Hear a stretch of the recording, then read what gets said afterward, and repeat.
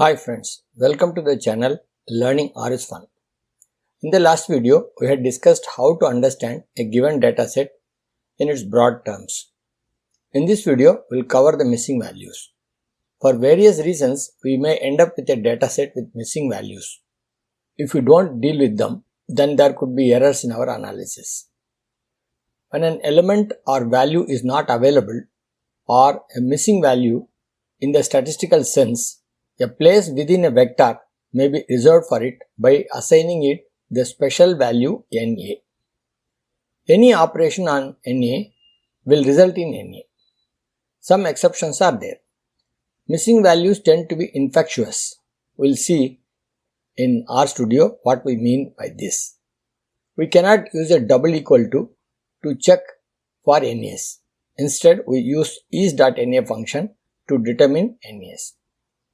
Certain arithmetic operations may result in a situation that the result is neither infinity nor determinable. They are termed as not a number NaN. This is another kind of NA. Is.nan function is used to determine nans. Is there a difference between NAs and nans? To get these concepts clear, let us go to RStudio and do some coding. And before that, let us also see missing value filter functions.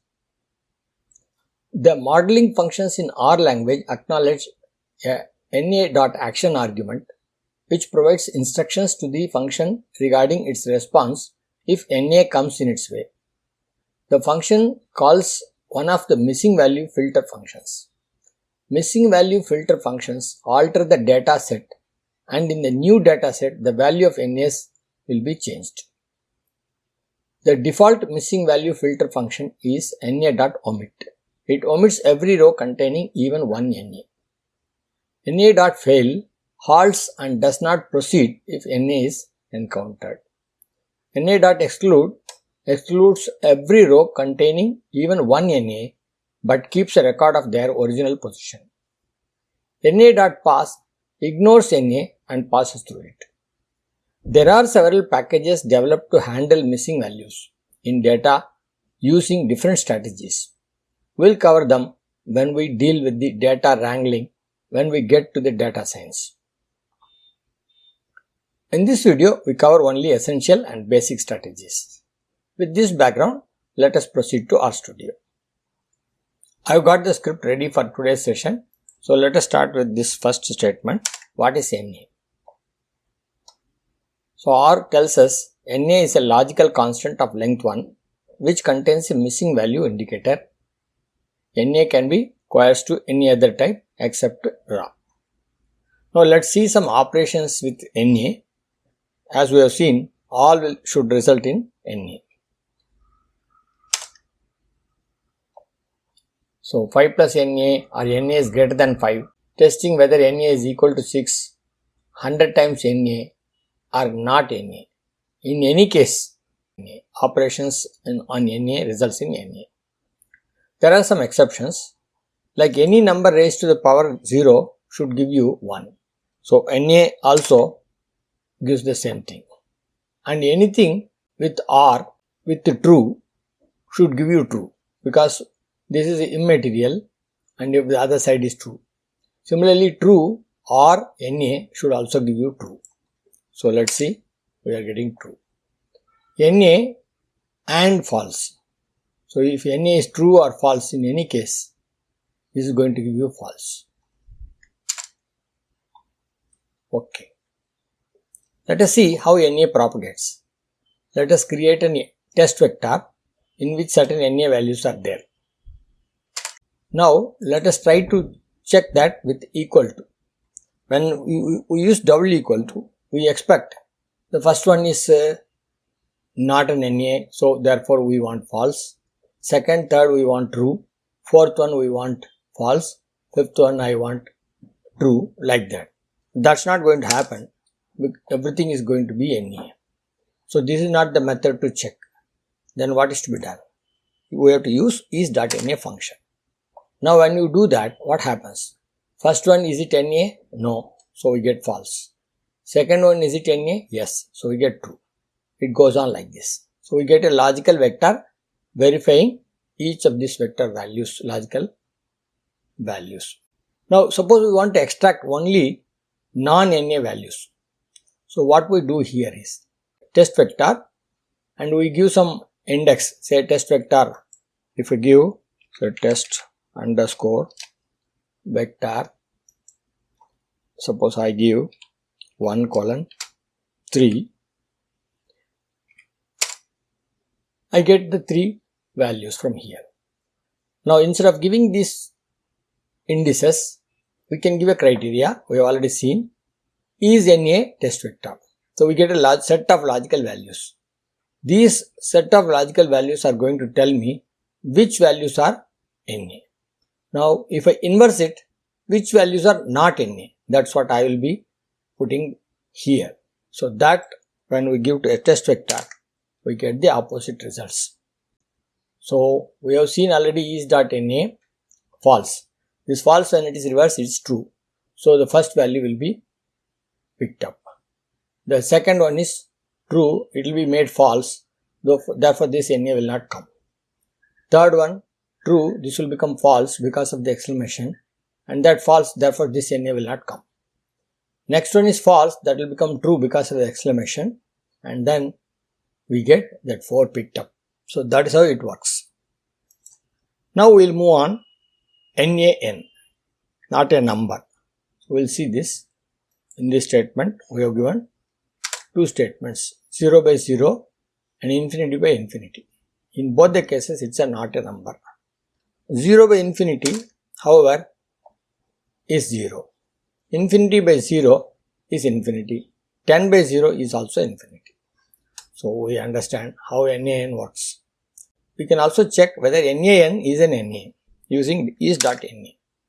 It is saying it is true. That means NaNs are all NA. The reverse is, however, is not true. Is NaN, we are using this function to check NA. It is saying false. NaNs are NA and NAs are not NaNs. Now again we will restore the test vector. We can use any function also, any NA in test vector. So if any of them is NA, we get a result as true. When we ask mean of test vector, so test vector has got 4 values. The fifth value is not, this value is not there. So we expect 3 plus 3, 6 plus 5, 11, 11 divided by 4. That we want as a mean, but what happens is we are getting NA because there is a value NA inside it. So mean function is not working. Suppose if I say NA.rm argument is true, that means remove the NA and then find the average. There are certain functions where this NA is taken into account using this argument. So now mean is one such function. So we will find out. Now we are getting 2.75.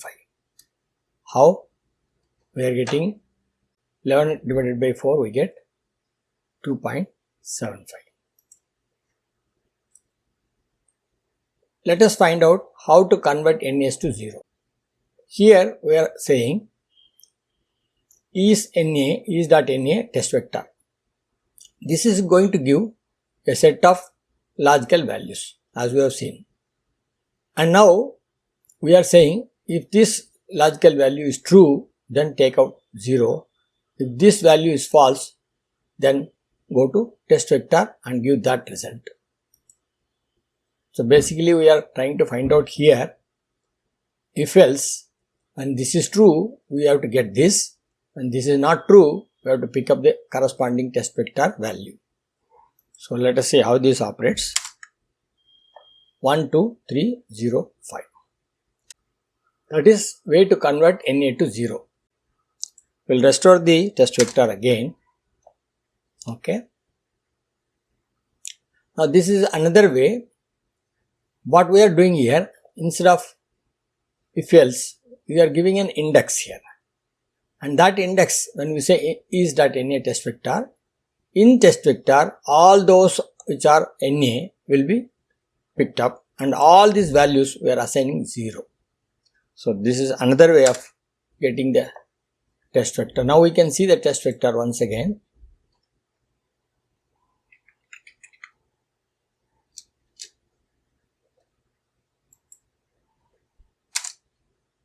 We got the same result. That means NA has been replaced with 0 by this assignment.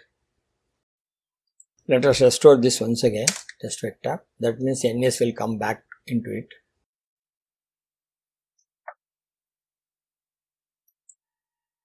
We got it NA again here. Can even minimize this. Now we will see NA.fail test vector. This also will expand. We'll clear this console. Now we are asking NA.fail test vector. It is not processing this because there is an NA there. If we are saying NA.omit test vector, then what happens? It is returning a vector omitting the NA. That means NA.omit we can assign to some object and that object will have without NA. And it also gives some other inputs like NA action attribute is there and which item has been removed, that is also being shown, and then it is saying it is using the omit method. So that because of that what we got this result. NA.exclude test vector. Here the same thing is happening. We have excluded the NA here 1 2 3 5, here also 1 2 3 5, and which the function method which has been used is exclude, that is available. The position where it is excluding, that is also shown here. There are certain differences and this NA.exclude works in certain functions differently. Otherwise virtually they appear to be the same. NA.pass. Here it simply produces the same vector, just ignores the NA. Now let us see the action of NA.omit in a data frame condition. We will define a data frame. Let us define the data frame in which two columns are there, X and Y. In Y we will keep some one NA value. Okay.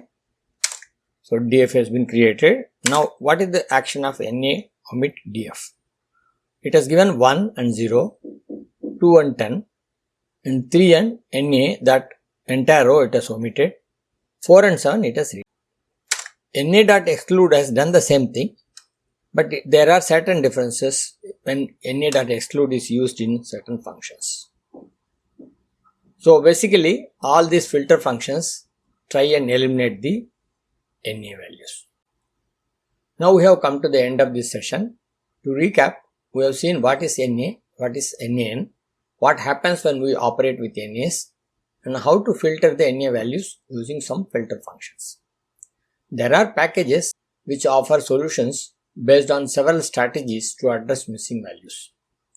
The popular packages are HMISC, MISForest, Amelia, and MICE.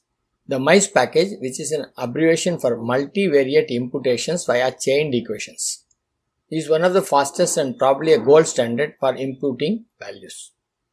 We will see some of them in action when we do some data science exploration. In our next video, we will cover factors, which is a data type used by R to store categorical values. That is, those unique values in a column of data such as sex or responses to questionnaires on Likert scale, such as most likely, likely, and less likely, etc. Till then, bye from me. Thanks for watching.